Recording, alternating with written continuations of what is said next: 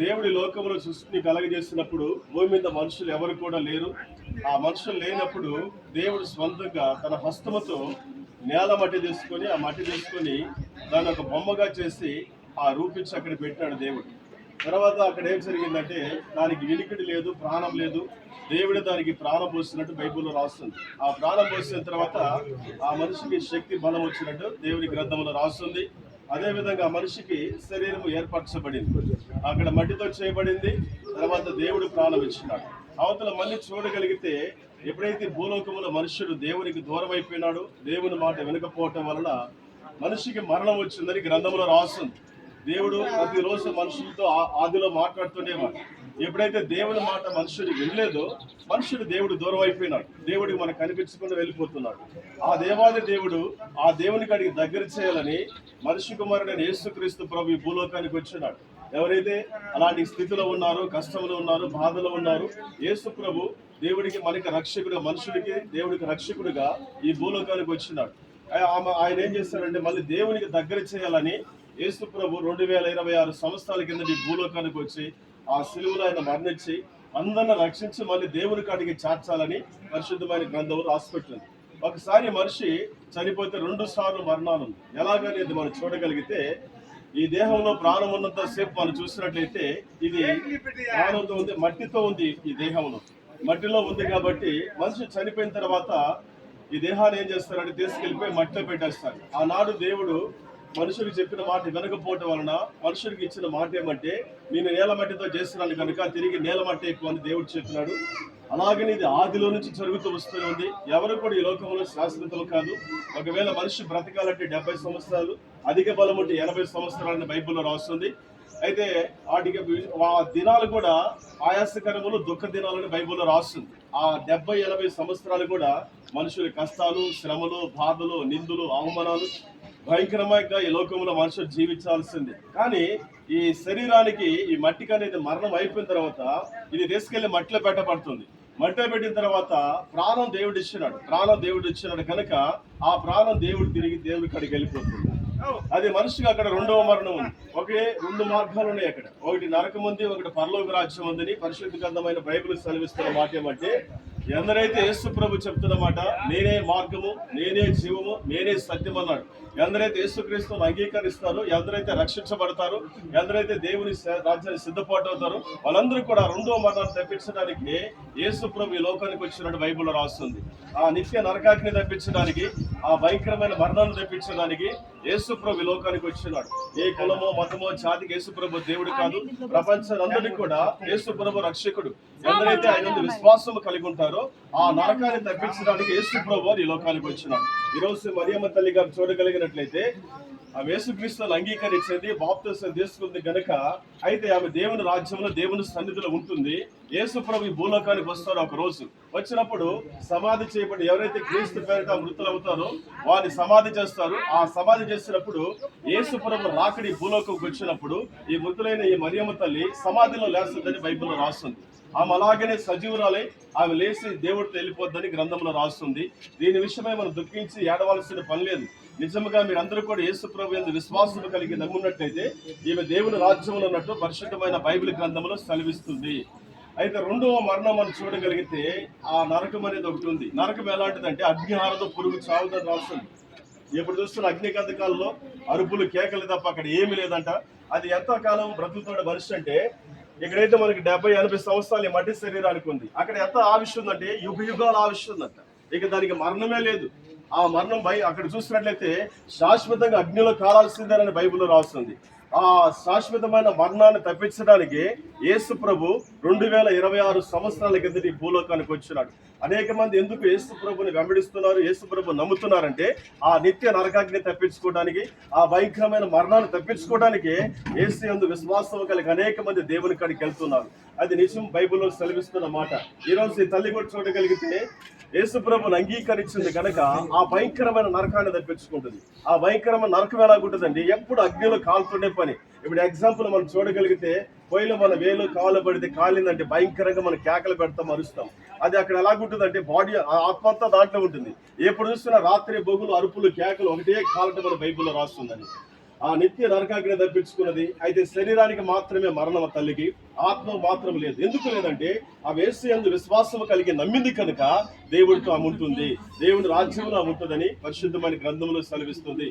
ఒకవేళ ప్రియమైన దేవుని బిడ్డ మీరు కూడా ఒకవేళ యేసు ప్రభువుని అంగీకరించాలంటే ఇదే రక్షణ దినం. మనందరూ కూడా రక్షించడానికి యేసు ప్రభు ఈ లోకానికి వచ్చినాడు.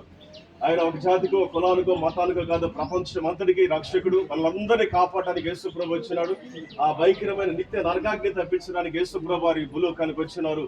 అయితే ఇది కూడా మనకి రక్షణ దినమే. ఈ తల్లి చూసినట్లయితే ఈ రోజు తనకిచ్చిన ఆవశ్యను బట్టి, తనకిచ్చిన ఎంతవరకు ఆవశ్యం ఉంది కనుక నరులారా తిరిగి రాడని దేవుడు సెలవిస్తే ఏ మనుషుని భూలోకాన్ని విడిచిపెట్టి వెళ్ళిపోవాల్సిందే.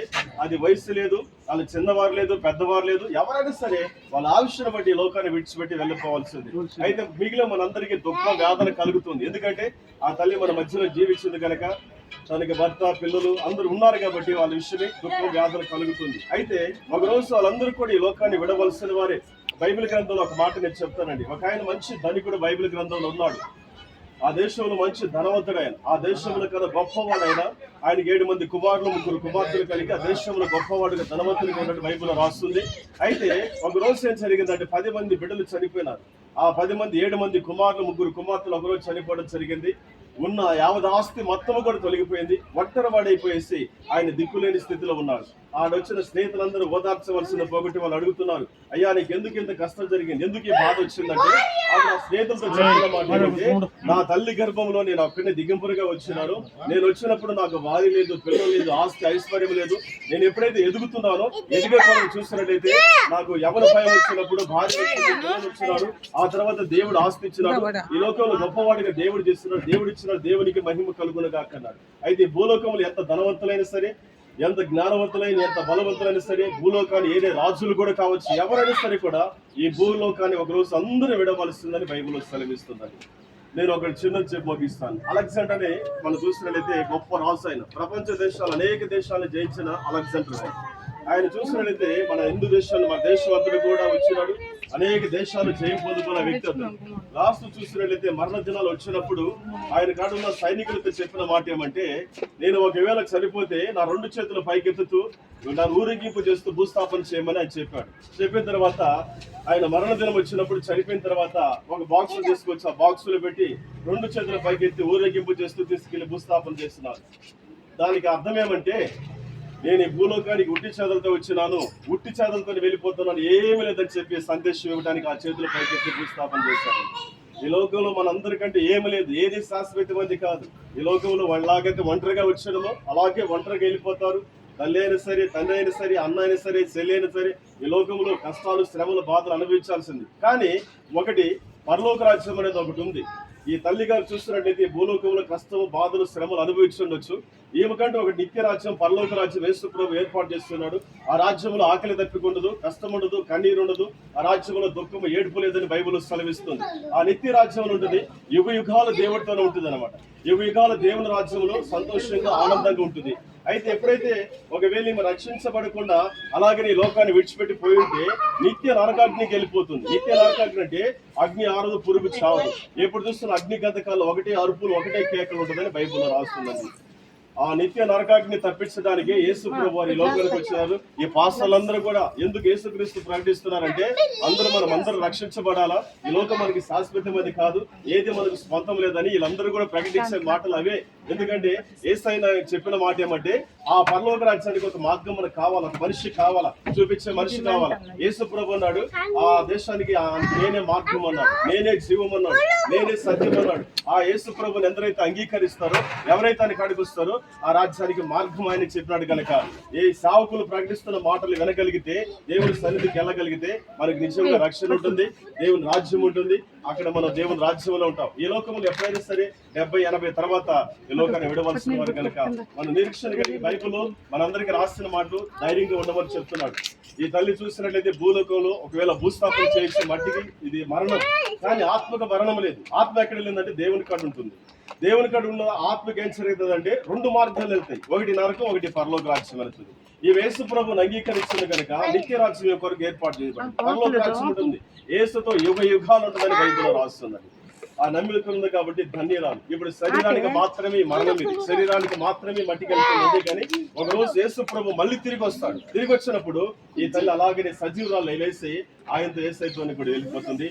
బ్రతికున్న మనము కూడా ఆయనతో కూడా వెళ్ళిపోతామని బైబిల్లో రాస్తుంది. కనుక ఇదే రక్షణ దినం. ఈ దినం పోతే రేపటి దినం మంది కాదు. ఈ లోకంలో ఏం జరుగుతుందో ఏమవుతుందో తెలియదు.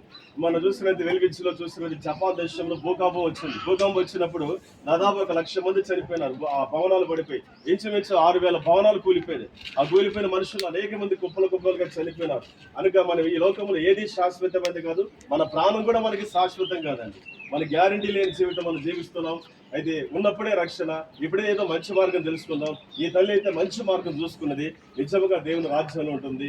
మనందరూ కూడా ఒక మంచి మార్గం, మంచి రక్షణ, ఏ దేవుడు మంచి ఏదో మనం తెలుసుకొని ఆ మార్గంలో ప్రయాణం చేస్తే అది మనందరికీ మంచిది. ఈ మాట దేవుడు దీవించి ఆశీర్వదించును గాక. ఆమేన్.